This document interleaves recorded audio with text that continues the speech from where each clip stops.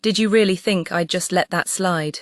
That's what I wanted to scream when I found out my soon-to-be ex-husband had broken the one rule we agreed on. But instead I kept quiet, and I got even. About a year ago, I was going through a divorce. The kind of soul-draining, slow-burn divorce where the paperwork moves faster than your healing, and everything you thought you knew about your partner turns to dust. For financial reasons, we made the questionable decision to keep living under the same roof. Separate bedrooms, separate lives, but one clear boundary: no sleeping with anyone else in the house. It wasn't just a rule, it was the last shred of decency. I mean, we were splitting, sure. But did basic human respect have to die with the relationship? Summer hit us like a sledgehammer. Power outages, 95-degree heatwaves. Everyone around us was melting in the chaos. By some miracle, our electricity stayed on. And that's when he mentioned the new girl he was dating. She'd lost power, had no AC, and was suffering in the heat. Now here's the thing, I was trying to be the bigger person. Be kind, be cool, I told him. If she's really struggling, she can stop by and cool off for a bit. I didn't expect her to arrive with an overnight bag. I work night shifts, so I sleep during the day. I had just woken up when they pulled into the driveway. I stood at the window, bleary-eyed in my pajamas, watching my soon-to-be ex help this woman out of the car like they were headed to a honeymoon suite. When I greeted her at the door, she was icy, rude, not even a high back. Maybe she was uncomfortable seeing the ex-wife in pajamas. Fine, I decided to be graceful about it and left them alone upstairs. I stayed downstairs reminding myself, he promised no sex. That was the rule, one rule. The rest of the evening was a blur of awkward silence, and I left for work that night with a bitter taste in my mouth. When I got home in the morning, they were gone, the house was empty again. And I tried to forget about it. Weeks passed, she didn't come over again, and I figured maybe they were seeing each other elsewhere. I didn't ask, honestly I didn't care. I was more focused on getting through the divorce, one miserable step at a time. And then it happened. One evening before another long night shift, he got sloppy drunk, the kind of drunk where your mouth moves faster than your brain. And then he admitted it, with a guilty grin like it was some romantic comedy secret.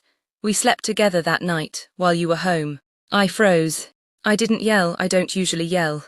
But something inside me cracked. That molten hot betrayal. It came out in pure undiluted rage. I exploded. You invite her over under the guise of mercy, and you sleep with her under the same roof as your wife, during the divorce. He mumbled apologies, slurred regrets. I went to work. But on the drive there, a plan started to form. My hands shook, not from sadness anymore, but from adrenaline. The next morning, while he was at work, I crept upstairs. His bedroom looked normal, tidy, boring. So I went full chaos. I yanked the sheets, messed up the comforter, rolled around on the bed like a wild animal. I bounced, I twisted. I wrecked that bed like it had hosted the world's most unholy night of passion. Then the master stroke. I unrolled a condom and filled it with my under-eye cream. Thick, white and sticky, visually indistinguishable. I tossed the used condom right on top of the trash in his bathroom. Then I hid the wrapper deep in his sheets, just waiting for him to find it. I half-heartedly remade the bed and walked out like nothing ever happened.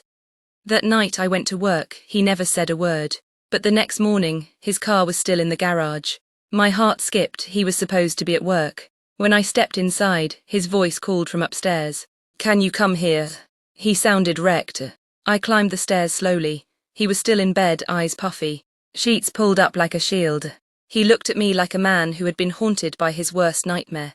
"Did you have sex in my bed?" The corner of my mouth twitched.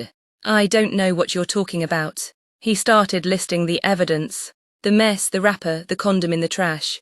I blinked innocently. After a few moments of uncomfortable silence, I couldn't hold it in anymore.